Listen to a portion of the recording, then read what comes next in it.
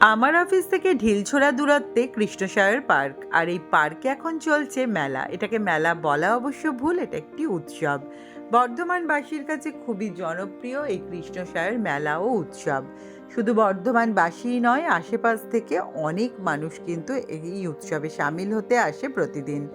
12 দিন মতো চলে প্রতি বছর এই মেলা। বিভিন্ন জেলার স্টলগুলোতে সমৃদ্ধ হয়েছে এবারের মেলা। আমি অফিস থেকে 10 মিনিটের ছুটি বার করে এসেছিলাম এই নতুন হাটের স্টলটায় একটা প্যাঁচা দিয়ে তৈরি কিবোর্ড কিনবো বলে। নতুন হাটের এই কাঠের যে প্যাঁচা বা পুতুল দিয়ে তৈরি যে শিল্পটা আমার ভীষণ রকম পছন্দের। গত বছর অনেক কিছুই এখান থেকে কিনে নিয়ে গিয়েছিলাম। এই বছর আর কিছু কেনাই হলো না, কারণ আমার যেটা প্রয়োজন ছিল সেটা ওনারা এবছর আনেননি। আবার পরের বছরের অপেক্ষা বাদাম কিনে ফিরে এলাম অফিসে।